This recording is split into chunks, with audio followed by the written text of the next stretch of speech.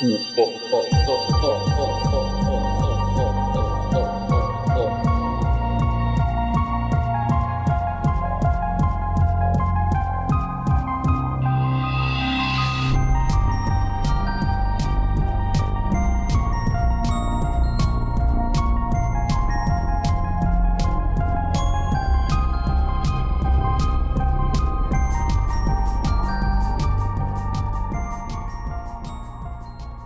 we ready to get started? I'm ready. I want to talk about this movie.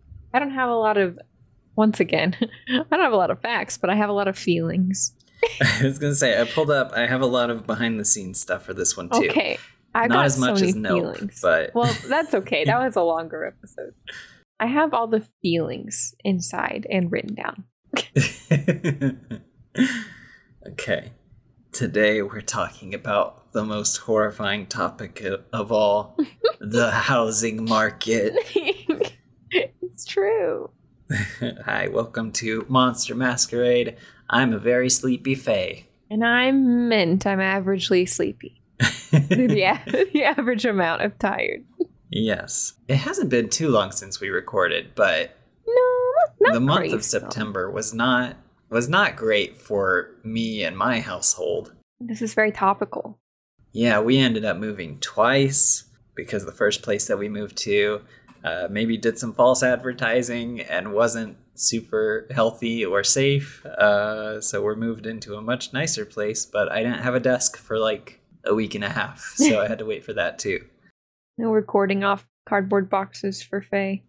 Unlike an Animal Crossing character, it's me, Raymond. I'm here to do my stonks on cardboard. This is my sloppy furniture. It's actually an aesthetic choice. Yes, for sure. Me when I don't hang up my clothes. It's for the aesthetic. Welcome to the month of Halloween. Halloween month. Wow. Yay. I'm so excited. We've already talked about this. We're probably not going to do weekly releases this month because there's been a lot going on, but it does not diminish our passion for the holiday. It's true. I'm very excited. We're both going as various ghost faces. We gotta get a picture together because that's cute. Uh-huh. It'll be so good. So yeah, there's a lot of exciting stuff happening this month, both in terms of like stuff that we are doing and also just like it's gonna be a big month of releases. Yeah, oh my god, so many. I can't even keep track of all of them. I'm most excited. Oh, wait. What are you most excited for this Halloween season? Hellraiser came out today, not to date that, the episode, but I'm very excited to watch that. Hellraiser is a very like classically queer story because Clive Barker was an openly gay man who wrote the short story and directed the first movie, I think.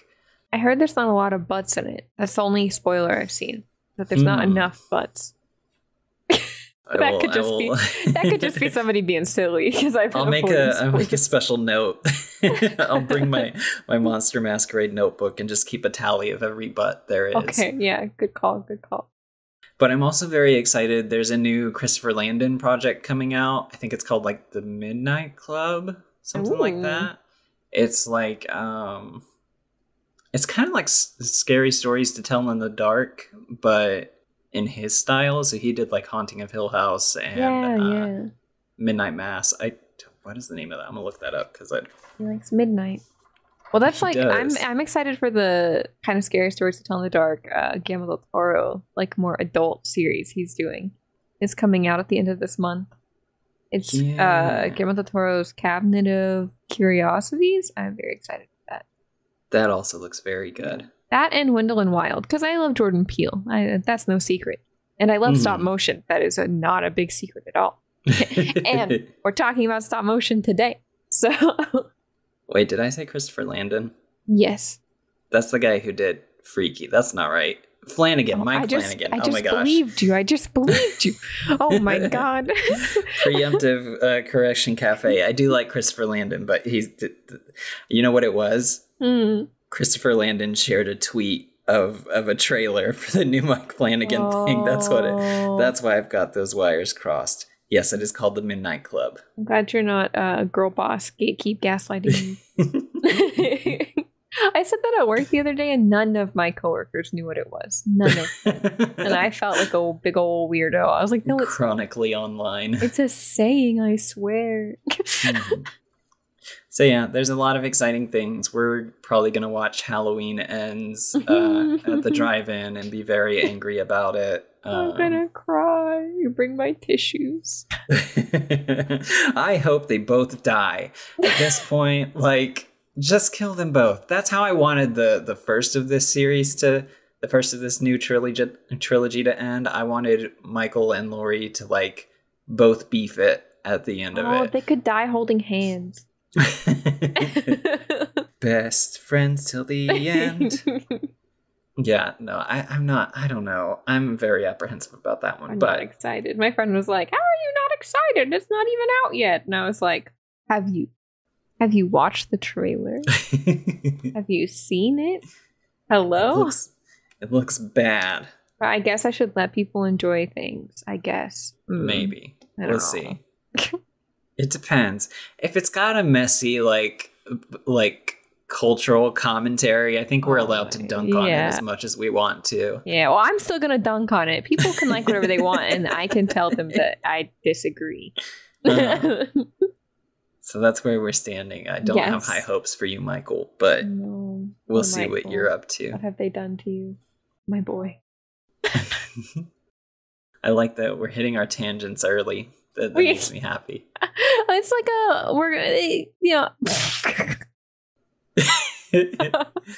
like like beginning of Halloween season rant. Yeah, we're getting into it. Also, off topic, did you see that there's going to be a David Harbour like murder Santa movie? No. He plays Santa Claus, and there's like a billionaire family whose house gets broken into by John Leguizamo. And the little girl in the family essentially prays to Santa that they can make it out alive on Christmas Eve. And so David Harbour shows up, and he's doing his big burly drunk dad thing the entire thing. And it's like John Wick, but Santa. Okay, I'm interested. I don't think anything will top Krampus for me as far as holiday horror goes, but I don't even know if I don't think it counts as horror, but I just had to bring it up because I watched the trailer for it and it seems very silly. That. But speaking of upcoming horror, whatever happened to that atrocious looking Winnie the Pooh film? Is that I think it's still slated to come out. I'm pretty sure. I don't know when, but it's definitely coming out. Why? And speaking of coming out, congratulations, Velma Dinkley. We all knew. We all knew. Everyone knew. Velma's been trending lately because she has a crush on a woman in the new Scooby-Doo movie that's coming out, and it's very cute. It made me happy watching it. And I think I saw a tweet or something where they were like, well, that's why in Mystery Incorporated her relationship with Shaggy is so awkward because it's like unnatural for her. And like it was intentional. So. They've tried to make Velma gay so many times, and every time the studio has been like, maybe not. They cast Haley Kiyoko as her, like, come on. Come on. Because like I think we talked about it in that episode, but like James Gunn wanted his Scooby-Doo movie to be very gay. Yeah. Let Scooby-Doo be gay. Well, maybe not Scooby himself. He's a dog. He can if he wants to. He can, but the dog. But it's very cute. I don't know if you have Googled Velma. Do that right now on your phone. Just Google Velma Dinkley. Okay. This is a fun play along at home segment. Oh! So so cool. When you search for Velma Dinkley on Google right now, a bunch of rainbows and lesbian pride flags like rain down on the screen, and it's super good. That makes me happy. It's so cute. I'm thriving this Halloween season. Yeah, what a good Halloween season. Let's go. Yeah. So to kick us off for the Halloween season, we are going to watch, or we're going to watch it. We're going to watch it right now. I don't know if I want to. We're going to talk about Netflix's The House, which came out in 2022. It is a stop-motion anthology movie that's broken up into 3 separate stories that all take place in the titular house. It's very good. I watched this on a whim. Like, I was laying in bed, and I was just doing that thing where you scroll through Netflix. And then I saw stop motion, and I was like, oh. And then I saw dark comedy. And I was like, I think I've watched the trailer for this before, but I don't know. And then I just watched it. And I was like, this is not a dark comedy. I guess maybe. And I was like, we could definitely cover this, though, because it is very scary at times. Yeah. I had watched part of it. Admittedly, I was very drunk when I first tried to watch this. So I got through part way of the first story.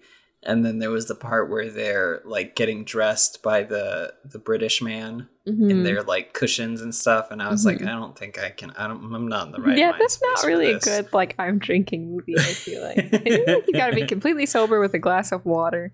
Because the first one is so serious that it was just like, yeah, it is. It's not. This is not the time. But then you were like, oh, I really liked it, so I watched it, and then I watched it again this past. The other day. Good. It's really good. So that I could remember it. Did you like it? I did like it. I like the stories in differing amounts. I'll say that right at the top. I think the first part is my favorite because it's got some real good fairy tale, creepy, like ambiguous ending type thing going on. I love the first one a lot. A lot. And the third one I like too. The second one is good, but I don't know why it grosses me out so much. I cannot watch it. And we'll discuss it when we get there. We'll discuss it when we get to it more in depth, but I have personal life thoughts I think that like relate to it, and I'm just like, oh. I think the second one is mostly where the like dry dark comedy comes from. Definitely. Because the first one's kind of horrific, and then the third one is just kind of sad until the end. It is sad. That one is sad. But yeah, like I said, this is 3 stories with 3 different directors. So you have these are all very like European names. So I don't know. 2 of them are Swedish. Okay, so you have Emma de Swaif Siegel, Nikki Lindroth von Baer, and Paloma Beza. So it's developed with a focus on telling independent stories and art styles, but still having like a thread that connects them. And so they decided to use the environment as that thread. I think that was really smart because you're not watching it being like, how was the house connected? But like, you just kind of know, like you're just like, okay, yeah. Especially because it shifts so wildly. Like the first one has humans, and then the rest of them are like anthropologic. Wait, what is that word? Anthropomorphic? Anthropomorphic, yes, not anthropologic. Not the study of anthropology. Anthropomorphic animals and stuff. And the third one in particular feels very like Fantastic Mr. Fox. Yeah. I think that's why I love it so much, because I love Fantastic Mr. Fox. Yeah. So some of the themes that this anthology touches on are greed and excess, hubris, and community. So it's very interesting. Would you like to hear some pre-production stuff? I would love to. So this series, I'm pretty sure, was developed like during the pandemic. Yeah, I think I read about that actually. Yeah, it's been a little bit since I have done the actual research, so I might be like missing a detail or two. But each chapter took about 20 weeks to produce and was done almost entirely with practical effects. So stop motion is very laborious, I think, as we talked about in our Coraline episode. So they had to do that 3 times for this. And they also had to make sure that there was some slight visual and thematic consistency. So there was a lot of collaboration between both like the directors and Edna Walsh, who like revised the outlines that they provided and then turned it into screenplays that had a consistent tone across the 3 stories. So like so much work. Yeah. These are 3 original stories, but they're very much like held together by this one person, which I think is very cool. Mm-hmm.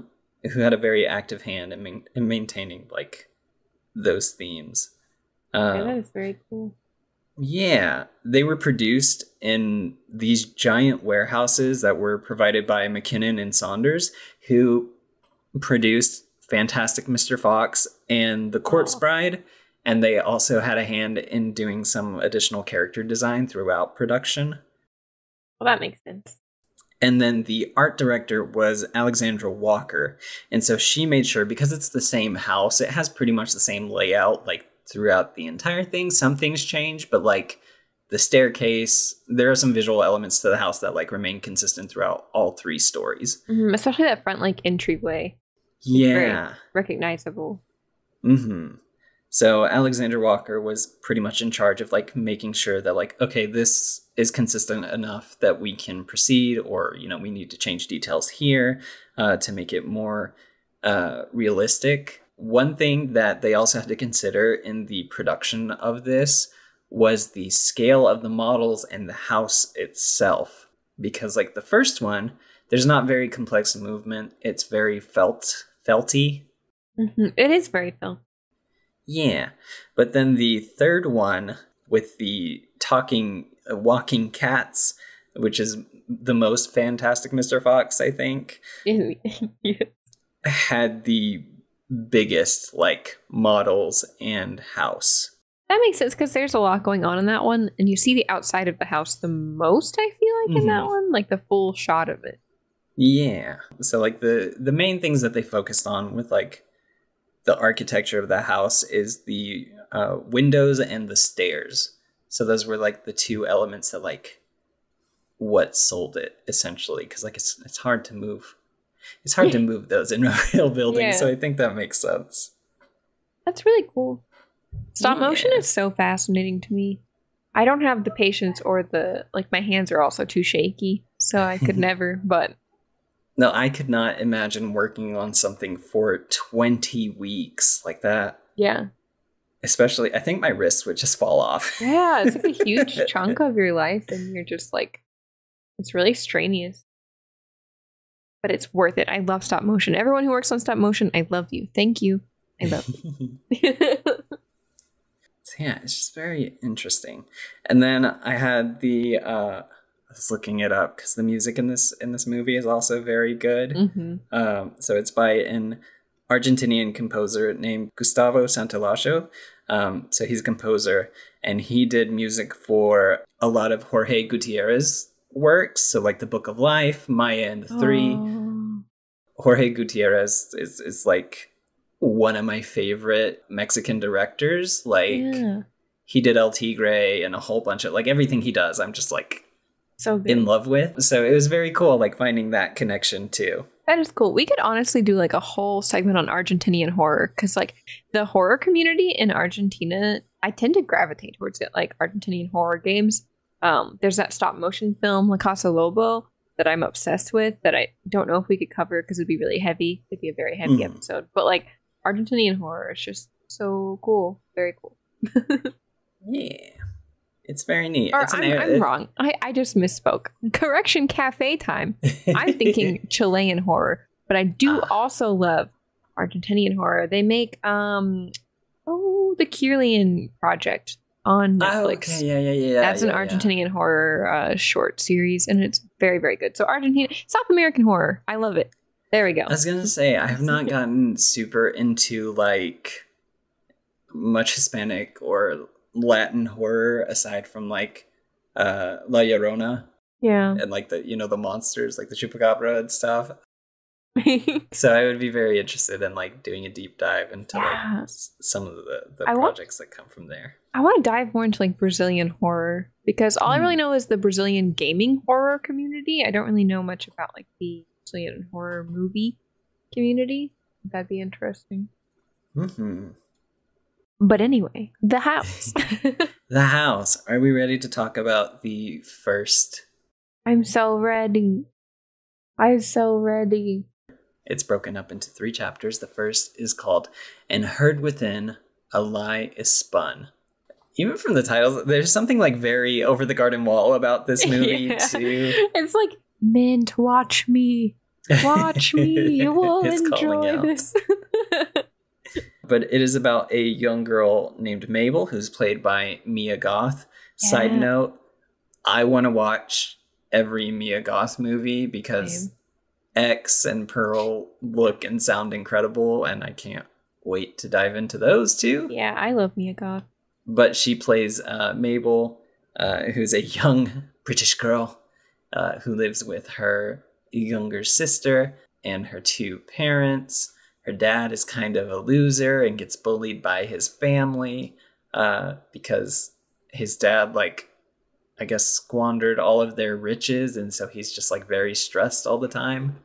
And they get an opportunity to move into a house, a large mansion for free that is being built by an architect named Mr. Van Schoenbeek.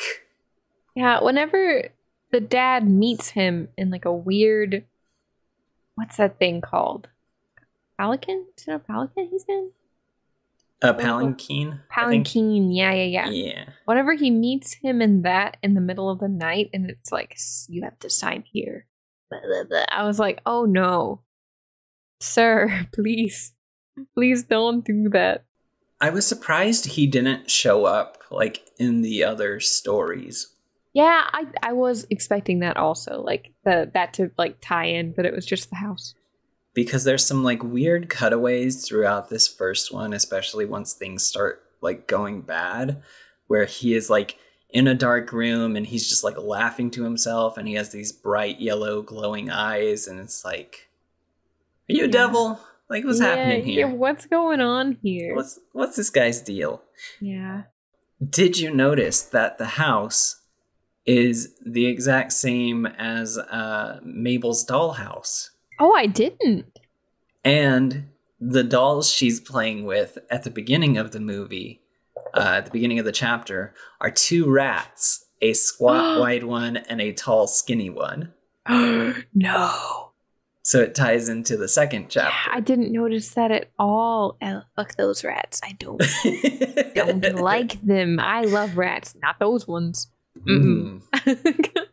That's cool though. That's really cool. I did not notice that. Now I'm like, oh, I need to rewatch this. I want to make Snow watch it with me, but he doesn't really do horror anyway. So I think that when he got to the part where things take a turn, even in the first part here, he would be like, He would be like, nope. These first 2 chapters have a very like big Courage the Cowardly Dog vibe. Yes, I was thinking the same thing, especially this first one. Like that's what mostly got me through. The bugs in the second one especially remind me of like the creepy characters, like the smooth talkers in Courage the Cowardly Dog. Nothing in Courage made me feel as gross out as the second part of this though. Like I will talk about it. Anyway, in this one, they move into this house that he like signed his life away basically, and they were like, you have to use all of our stuff and that is the only condition basically. The second they get in this house, I was like, oh no, like shit is going down. Because they like get really nice fancy clothes and like she can sew these beautiful curtains and she's like, I love sewing curtains, which is what right. Yeah, the dad like buys into it immediately and it's like, this is a symbol of our status now. Like he is obsessed with the visuals. They have like gas powered lighting in the house, which they're very fascinated by. I'm assuming it's gas powered because when the light bulbs come on, they like smell. Yeah, they do. Yeah, the thingy. And then there's the part where they're like eating dinner and Mabel is like, where does this food come from? And the dad is just like, oh, I guess our servants. It's like, oh, okay. Yeah, Mabel the whole time is like, I don't like this. Yeah, she's very suspicious of it all, like rightfully so. The dad is a little bit of an alcoholic, which seems to be a trait that he inherited from his father. And it seems like a great point of shame. And so like having this house definitely like soothes that to an extent, but it's not like really dealing with the issues that he is facing with, like pretty obviously. Yeah, this has a lot to do with like you said, like not facing your problems head on and just kind of hiding under status and everything appearing to be okay. This one felt very American, even though it's not. Like they're British in this one. It felt like, oh, look at how perfect our family is. Like, look at how well off we are. But they like don't leave the house. So I kind of wish that the ants and the people from the beginning of the chapter like would have come back and something terrible happened to them as well, because they're kind of just there to like exposition dump, like, oh, your father was a terrible person and he's always complaining about stuff, he was a moper. That's true. Or whatever, and then they just and then they just like disappear. It's like, okay. Cool, thanks. Mabel is like very suspect of the house, and because it like continues to go under construction even while they are living in it, like at the architect's whim, like he takes out the stairs, and so they're trying to get around, and they're like, how do we get downstairs? And then the guy who is like the middleman for the architect, his name is Mr. Thomas, he's like, oh, there's a there's a means of transit through the library, and it's just like a ladder that is put in the middle of a hole in the floor. And there's always these weird people like doing construction, and they just stare. Ugh. They're creepy. Yeah, it's real bad, and it gets to the point where the parents start to neglect the children, and Mabel is like trying to figure out how to take care of her sister. And then they get the part where they are dressed up in like these huge clothing pieces reminds me of that scene in Shrek 2 where they're trying to dress fancy. Oh, yeah. I guess that part is kind of like dark comedy. Because then Mabel is like, you look ridiculous. And they get so mad. But like they do look apologize ridiculous. Now. Eventually, Mabel and Isabel, the baby sister, get lost in the house because it keeps like changing. They've got like a lantern. Yeah. And they're both hungry and like trying to find their parents and trying to find a way out. And they find Mr. Thomas, who's like crying in the corner so bad. In a room. And then he reveals that he's just an actor and he was paid to like lure them into the house. So wild. So scary. Like, genuinely scary. He's like crying. Yeah, he's very upset. I think he probably dies in the house. Yeah, oh yeah. He definitely does. Then the papa is like burning their furniture from the old house for some reason. I guess just to like... He loves the fire. He's like obsessed with the fire. Mm-hmm. He's like trying to remove any trace of their previous lives. So like he burns his favorite chair and Mabel's dollhouse, and that's very sad and obviously very symbolic of the current situation that they are in. And then finally Mabel and Isabel get downstairs and they see that their parents have turned into furniture. This was big Courage the Cowardly Dog vibes. I think there's an episode where they go to an island and get turned into furniture. I think so, yeah. It was, this part was very Courage. And the fire and like, yeah. And so the dad gets turned into his chair and the mom gets turned into curtains because she's been sewing the entire time. And it used to be like a thing. There's like a very sweet scene at a sweet moment at the beginning where they're talking to the ants and Mabel is like, oh, my mom made my clothes and I really like them. Like, she's a great seamstress. Yeah. And the family members are just like, can't even buy your own clothes. Yeah, but Mabel loves it. Yeah. It's so sad. And so the fire starts to like get out of control from the fireplace and the house starts to burn down. So the furniture parents tell them to run away.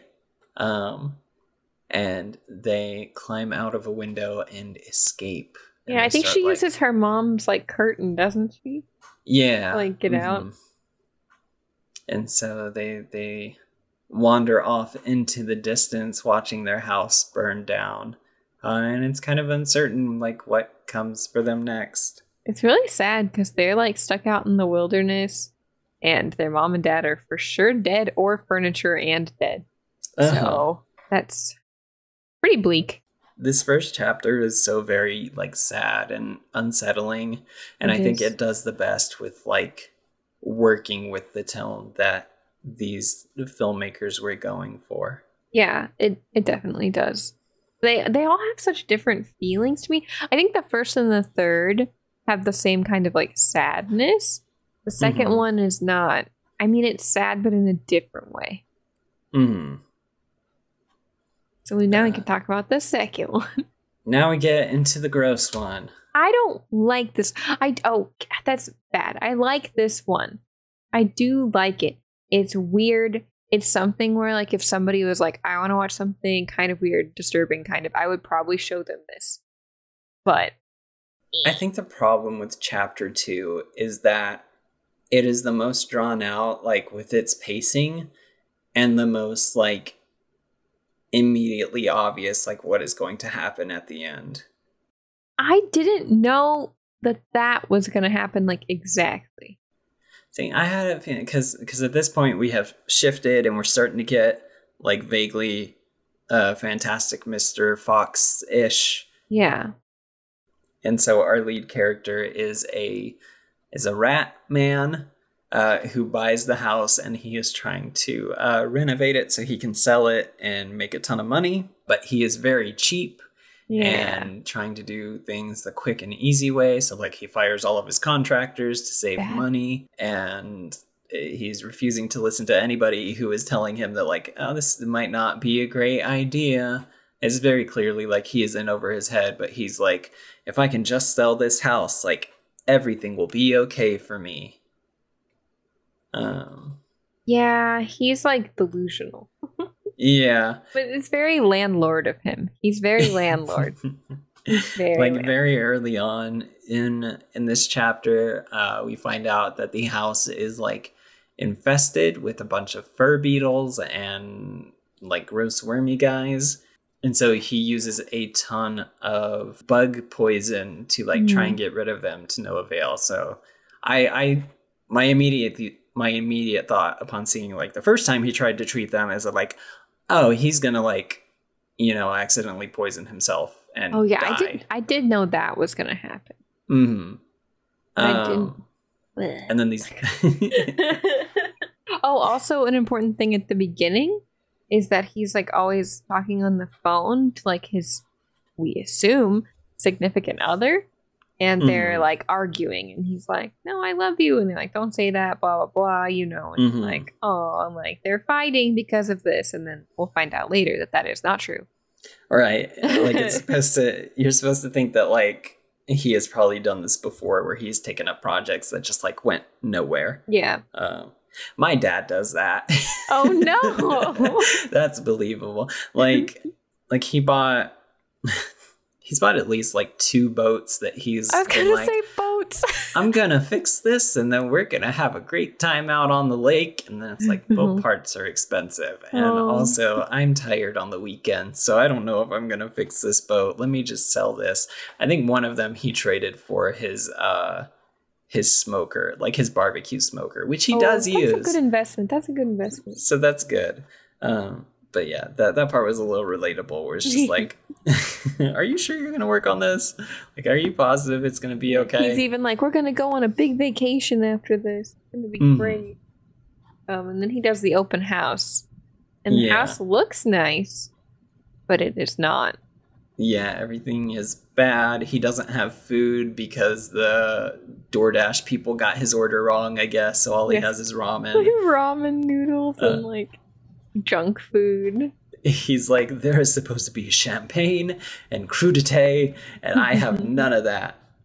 Yeah. And then there's also like a very bratty rat child running around the house, like destroying everything. They're throwing like ice cream everywhere. It's so stressful. It does a good job of that. This stresses me out a lot because it's just like... That's the best way to describe it, is stress. That whole scene, I was like, ugh. And then these two rats, one is very tall, one is very wide. They're like, we're interested in the house. I don't know why they're Jason Funderburg. In your house. I hated them. I did not like them. They sounded like they smoke like 6 packs of cigarettes in an hour. That's the smell that I got from people who smoke in their house. Right. That's the smell that I imagine emanates from them, and I just can't. Because the open house is a disaster. Like, obviously nobody wants to buy it because they see the bugs, and also, like, at one point he starts a strobe effect because he drops his phone and the lights are changing colors a whole bunch, and so also he's got 2 hot dogs on the rotisserie oven and they just fall apart, and it's just like not... It's like one of those things. I've heard that people do this where they just go to open houses, like, just to look around and enjoy the snacks. Mm-hmm. I don't really like know anybody who has done that, but that's the sense I get from the people like visiting this house too. Yeah, they just wanted the snack. Yeah, like he's talking about like the kitchen, and it's like, I call this kitchen like the world whatever, because he's like, the granite is from Italy and the floor is from Egypt, and like very clearly trying to his best to sell this, and just like nobody's interested in. And these 2 creepy people are like, no, we want the house. We're very interested. And then they essentially like start to live there. Yeah, they're like, show us the bedroom, and then they close the door and go to bed. And he's like, I feel like this kind of shit would happen to me. Like that would just happen to me. I'm be like, I live here now, and I'd be like, That part did make me laugh, because they like open the door and they're in pajamas, and then the tall one is like, could we trouble you for 2 cups of tea? Yeah. And he's like, yeah, I guess. Like, he just makes he's been like sleeping in the basement. So yeah, he really wants to sell this house. Mm-hmm. So they stay there for, I think, like a couple of days, and he just like kind of tolerates it because he's like, I need this money. They're like watching TV, like ordering food to the house. He's like, what the heck? Then he snaps. And then he's like, okay, y'all can't stay here anymore. And so he calls the cops, and he's like, there's been a break-in. Well, I mean, without the breaking in, they came in and then they just refused to leave. And the cops are there like instantly, because they're not there for that. Because the person he's been talking to on the phone and calling darling and sweetheart is his dentist. It's so funny. For some reason. And so the dentist has called the cops on him and been like, hey, this dude is clearly like stalking me and won't leave me alone. And so the cops show up, and he's like, oh, good, you're here to help. And they're like, actually, if you call your dentist again, like, we're going to have to, he's going to file a restraining order. Like, you need to stop this. Yeah, that part was so funny. I was like, oh my God. It was not his wife, it was his dentist. It's so fun. It's very random too. I didn't see that part coming at all. No, that was great. That's probably my favorite part of that one. The bugs have also shown up. Like, there's a whole bunch of them. Like, as the couple are staying, it's like they're attracting them. And then they invite their family over. I think that's what the final straw was. They invite their family over, and there's just a bunch of people, and he's like, they're never leaving. Like, yeah. And so he tries to kill, I think, them and all the bugs using the poison. The poison. But then he like accidentally inhales it and gets transported to the hospital. And then the two rats come to fetch him and bring him home. And the family, they've hung up a banner that says "Welcome home," and they are clapping. And it's weird. It's sweet for like a second. It's kind of like, oh, well, okay. But then He's like he's lost his mind because of the poison, I guess. I guess it's like mercury poisoning, kind of. Like, he is unresponsive. They just kind of like push him around and he just kind of follows them. And they all turn into rat bugs. They turn into rat bugs, and then there's a musical number where the bugs are dancing. Yeah, and the rat bugs, and he lives in a hole, and they're all crawling around like rat bugs, making these awful like ASMR eating sounds. He's gone feral. He's gone totally feral, and it's disgusting. Mm-hmm. It's so gross. I think the reason this one grossed me out so much. Here's my story time. When I was younger, we moved into a house. Before we could move into the house, they had to get rid of the roaches because the people who lived there before us had a pet goose that had died, and they just left its dead body in the garage. Goose? Goose! A goose! They dressed it up in little outfits. And it died, and they left it in the garage. What and the then heck? the house was infested with like bugs just everywhere. And It's so nasty. That was part of the problem with the apartment that we moved into, and we're not gonna deal with this. No. I don't know if I told you this story or not. It's just general. I'm gonna put a content warning. Probably maybe at the beginning of this. There's a whole lot of bugs in this. Yeah, content warning: bugs and rat bugs. The second time I tried cooking in that apartment that I was at, I was making breakfast, and I had sausage that was cooking, and a bug fell from the ceiling, landed in my hair, and then it bounced off of my head and landed in the pan. I would have just cried. I was very upset. I was like, I'm just trying. I need to eat food. Like, I can't do this. I would have cried. Luckily, the place we moved into, they actually like took care of it, and there were literally no bugs. But I was always scared because I saw the beforehand, and they were everywhere. Yeah.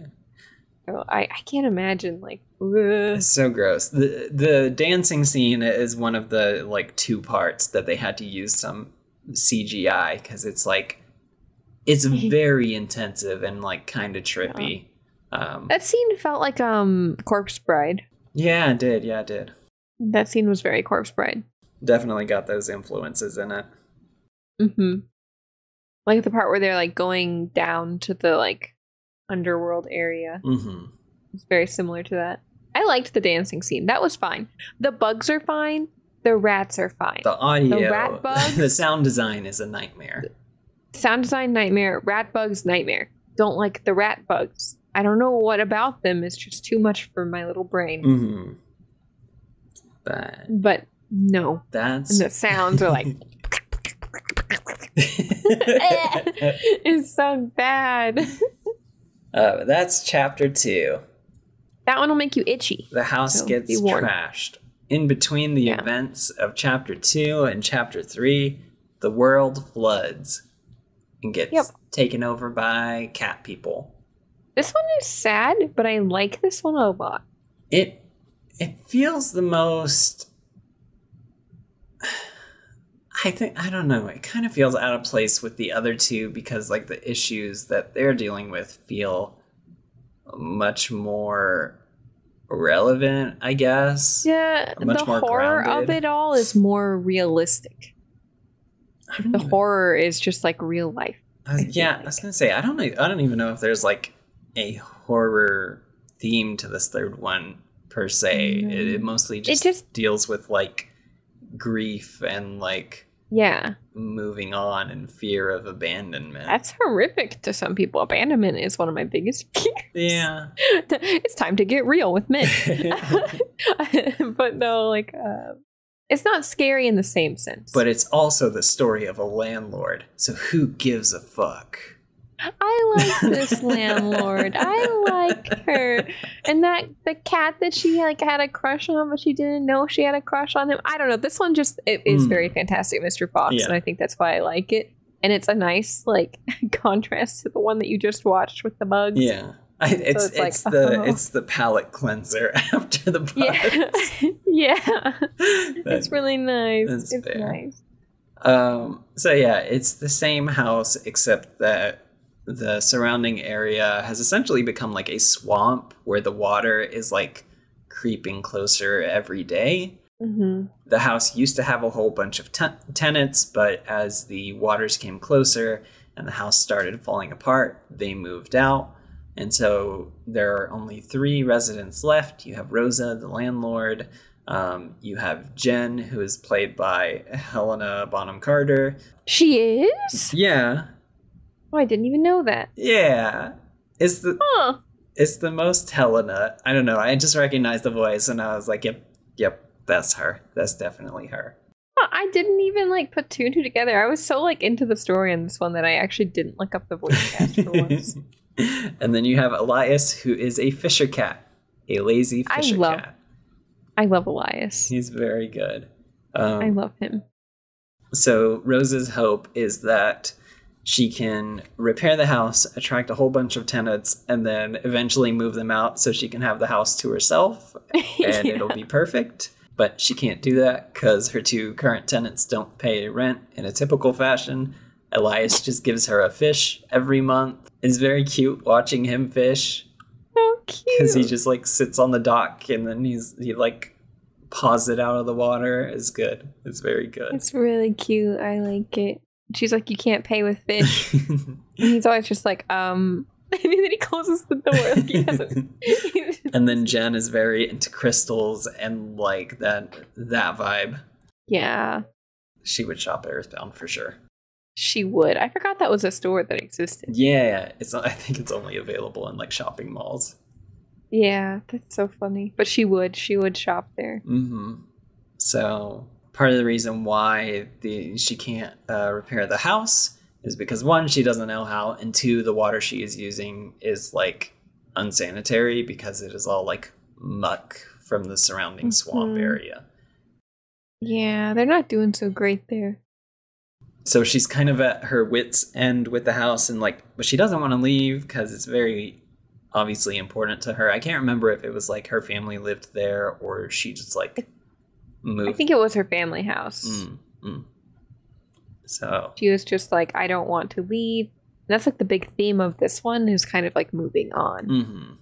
Like you've got to move on. You can't just like stay here and bring everyone else down with you. Mm-hmm. Like you need to let them go and you let yourself go and like live a better life. I don't know. This one is really sweet. This one is like, I guess it isn't the same kind of message as the others. Mm-hmm. But I like this one. I think the thing that ruins it for me is Cosmos. I don't like him. Jen invites her spirit partner, Cosmos, who is just like a wandering, crunchy dude. Yeah, you'd meet him at a music festival and he'd be super like on drugs. And he would be telling you like nonsense about the universe and you'd be like, please leave me alone. Yeah, he shows up and he like immediately like, Elias likes him because Elias is just a nice guy. He's just a nice guy. Oh, there's a part where Jen and Elias are like watching TV without Rosa, and she feels very sad. Left out because like she doesn't want to have that relationship with them, but also she does. Yeah, she just wants to be able to like hang out with them as friends, but then she's like, no, I'm too serious for that. I'm landlord. Oh, like it's so sad. But yeah, Cosmos, he shows up and Rosa is like, so how long are you going to stick around? And he's like, oh, I can't answer that. It's all dependent on the winds. Like that, very much that type of thing. But Cosmos is a handyman. And so in exchange for like living there temporarily, he agrees to like do some repairs. And so Rosa's like, yes, very cool. But then it's like quickly evident that the repairs he's doing aren't what Rosa wants, but it's like not at all. To build a boat for Elias so he can get away. And that's very sad because he like leaves her a drawing and some notes and stuff. It's so sad. It's so sad. That part made me so sad. I was like, no, go to him. He like tears up all the floorboards and then Rosa gets very angry at him and pretty much everybody is just like, hey, y'all, you should leave. Like this place isn't healthy. Yeah. Like it's collapsing around you. Like everything is gonna flood. Like I think Jen says to like a certain effect, like it's okay to want to like dwell on your memories and like keep those in your heart, but you can't let that prevent you from like moving on. Exactly. The message is really nice for this one, I think. Mm-hmm. And so she gets very angry when Elias leaves, but then they like kind of call her out, or he like calls her out on it while he's sailing away. And then Jen and Cosmos leave as well, and so she is by herself and is very sad. It's sad. And then she gets drugged, I think. Yeah, she does drugs or gets drugged. She has like an experience. Yeah, some kind of vision thing. And she realizes like, oh no, I don't want to stay here. I actually cared about the people that I was living with, even though they drove me up a wall sometimes. Yeah. And so there's a moment where she's like, oh no, it's too late. But Cosmos built a giant lever that turns the house into a boat. I don't know the logistics of that one. I don't know. A big sail comes out and the house kind of falls apart as she leaves it. But eventually she catches up with her friends and they're ready to sail on into paths unknown together. It's very cute. It is really cute. That one ends very nicely. It really is like the palate cleanser after how depressing the first one is, and then how just like disturbing the second one is. Mm-hmm. I liked it. I liked it all together. It's a nice little package, and it's animated beautifully. They're and the cute. music is very nice. Yeah, I like it. They're very cute cat people. They are cute cat people.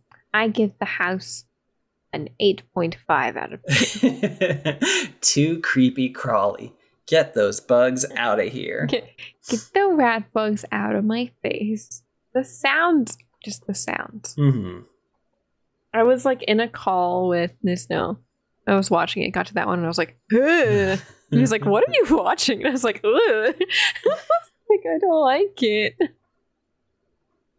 I guess. But okay, so I have a little bit of a question regarding the third. Okay. Do you think, does Rosa deserve to like come back to the other cats? Because she's so mean to them throughout the entire thing. I think she does. I'm big on people deserving second chances, and I would imagine it's a traumatic experience for her to like have her family presumably is dead. Mm-hmm. She's stuck with this house. She's stuck with all the bills of the house. She's stuck with all the tenants of the house. Everything is flooding. She has no social skills. Like, I think she deserves the chance to be a better person. Obviously, they shouldn't immediately be like, everything's fine. But she definitely deserves a chance to like meet up with them and like start anew. Now you pay us rent, Rosa. Yeah. Because to be fair, they never paid rent anyway. So, like, but no, I think she was mean because she was just trying to hold it all together and she couldn't even hold herself together. Mm-hmm. That's what I took away from it. Because I've been there. I'm like that kind of person that gets mean if like I can't control a situation. So she's a Virgo. But it's yeah.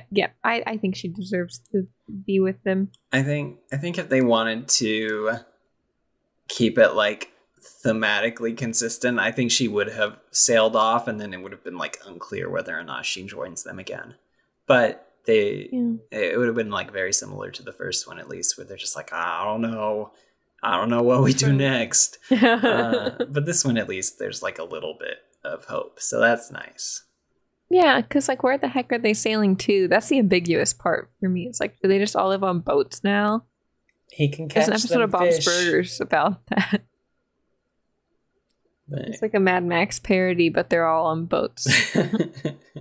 But yeah, I like the house. I think it is interesting conceptually, and I'm fascinated with the behind the scenes stuff and the amount of work that goes into putting together a stop motion movie. Yes, I'm glad you decided to watch it. Yeah, it's so good. It's so good. I was like, you got to watch this. I need to watch more random stuff on a whim. I've just been watching random stuff at night. Mm-hmm. I watched, this is off topic, but I watched Spree, starring Joe Keery. Yeah. Actually very good. I actually really liked that too. I was surprised. I thought I would dislike it. I was like, there's no way I'll like this. No, I liked it. Joe Keery was amazing in it. Disturbing and amazing. I liked it. Because it's all about streamers. Yeah, well, and it's like based off of that one guy, the like main incel guy. Wait, is it based off a real person? Mm-hmm. Oh, I did not know that. It was I like that movie. It sounds neat. That one's on Shudder, right? I watched it on Hulu, but it might also be on Shudder. Oh, okay. I need to check that one out. Yes, it's very gory. For anybody listening, it's very gory. Mm-hmm. So trigger warning. It's got a lot. It's got a lot going on. But yeah, that was the house. That was the house and others. Nice.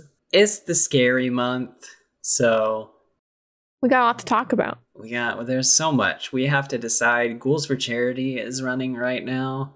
It's a month-long charity event that we're both participating in. We're going to do a live episode about something. Don't know what yet, but we'll pick a topic. We can brainstorm. Maybe I'll brainstorm tomorrow at work whenever it's dead. Yeah. We're raising money collectively for Trans Lifeline.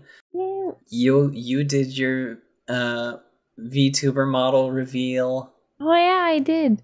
It's very cute. So good. I love her so much. The artist is also like so nice and so good. So I have their socials linked everywhere on my stuff. If anyone happens to go by my stream or my Twitter and looks at my model and is like, whoa, I want something like that, let's commission them. They are very good. And they have a webcomic. Nice. I think that's all that I have to plug right now. By the time this comes out, I will have a crowd control Resident Evil 4 stream scheduled. Yay! That'll be a ton of fun. Spawn all of the I was going to say Texas Chainsaw. Spawn all of the chainsaw enemies. Leatherfaces everywhere. Murder me good. Yes. I don't have anything scheduled. I am helping out with the charity because I'm really bad at commitment. That's okay. It's okay. It happens. You know, us chronically ill people, you understand. We've already raised like $600 total. It's so cool. So that's neat. Cool. It's a neat experience to be a part of. Yeah. Everyone go donate or support by being like, hello. Yes. All that good stuff. And I don't know what we're going to talk about in the next episode, but we'll figure it out then. Bye, something. Bye. Bye. You've been listening to Monster Masquerade. If you enjoyed this episode, be sure to let us know somewhere on the internet and consider sharing the show with a friend. If you have a suggestion or topic you'd like to see us discuss, hop on over to our Patreon to unlock exclusive bonus content and do just that. And we'd super appreciate it if you could leave us a review on iTunes. It's the fastest way to help the show grow. You can find us on Apple Podcast, Spotify, or wherever you find podcasts.